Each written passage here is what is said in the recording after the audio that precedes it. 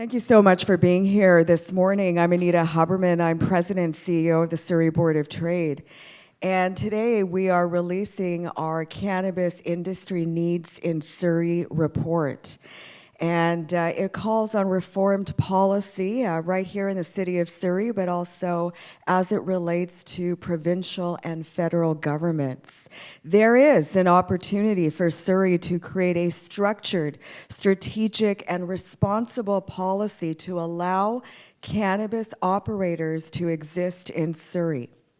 This includes implementing an efficient cannabis regulatory framework, which I'm going to go through in just a moment. Provincial and federal governments have allowed legalization to ensure the protection of children from accessing then illicit substances, ensuring the illicit market is drastically reduced, which would result in other societal benefits, such as reduced drug and gang activity and criminality. The Surrey Board of Trade report this morning charges that the current cost of doing business in the cannabis industry, the regulation, the red tape by the provincial and federal government is preventing the industry to thrive and survive. The inability for legal cannabis businesses to establish in their communities, the difficulty of navigating the provincial and federal regulatory processes, the taxes that must be paid on all products along the supply chain, and the inability for cannabis businesses to receive fair access to financial services have resulted in ineffective policy outcomes. As a rapidly growing industry, the cannabis industry contributes over $17 billion to our Canadian economy annually. The legal cannabis industry creates thousands of direct jobs with tens of thousands of ancillary jobs linked to its success. Yet, our economic competitive lens is missing when it comes to the industry's regulation and even allowing them to operate. So in our recommendations, first of all, for Surrey, there is an opportunity for Surrey to have cannabis retailers within our city's borders.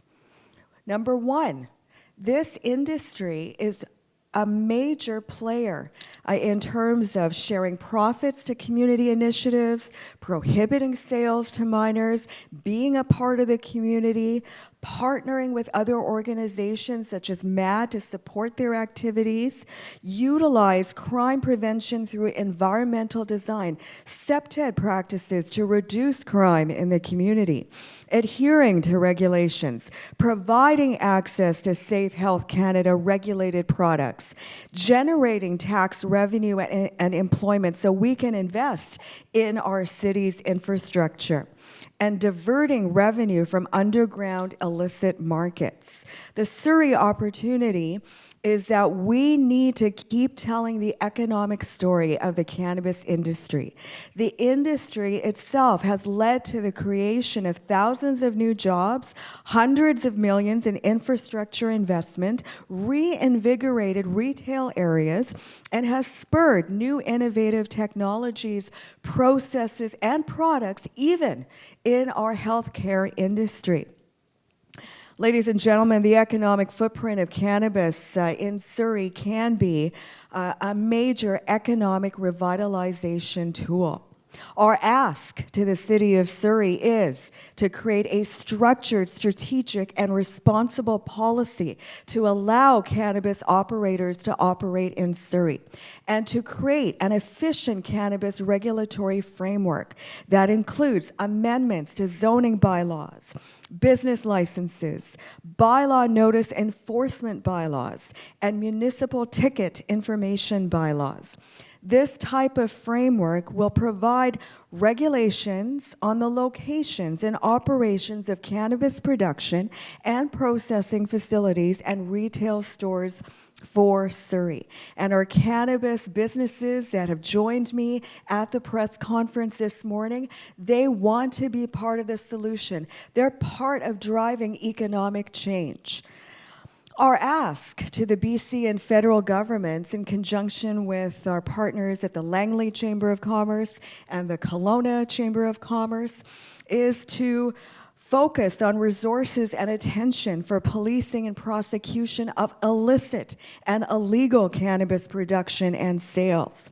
Number 2, introducing province-wide retail operator licensing, allowing companies to be screened once with subsequent applications focused on location-specific criteria.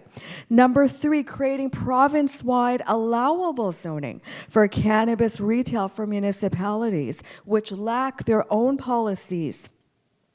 Number 4, increasing the cap on the number of allowed retail locations per operator to help meet consumer demand for legal cannabis and eliminate regional supply gaps.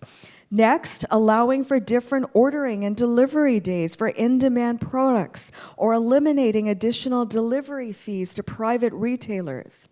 Number 6 is really tax-focused, exempting medical cannabis from PST and GST. Next, creating a single national excise stamp. Next, removing the 20% tax on cannabis vape products. Our next slide goes on to, we want to reduce the current $1 per gram excise tax to better reflect our current market activities. We want there to be opportunities for our cannabis businesses to work with financial institutions. There is this myth that cannabis businesses are making a whole bunch of money.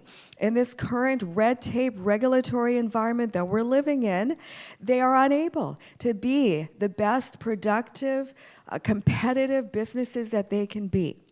And they are responsible members of our community.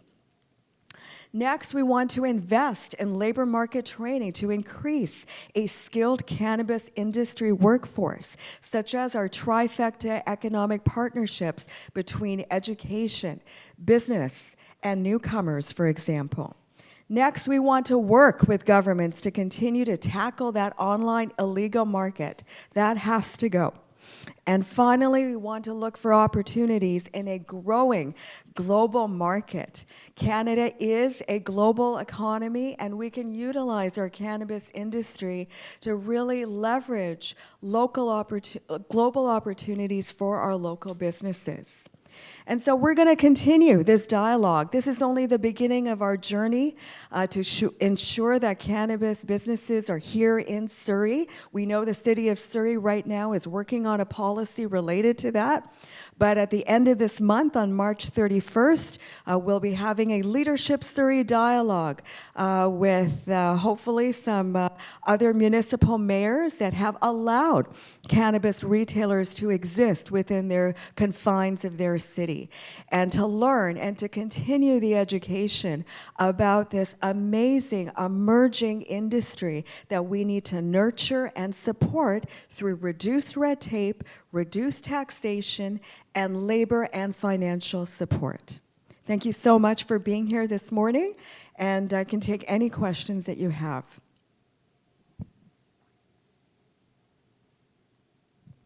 Okay, hearing no questions, we're going to continue the journey together, everyone. And thank you so much. There are copies of our report that will be handed out. And of course, they were sent to the media yesterday. Thank you so much.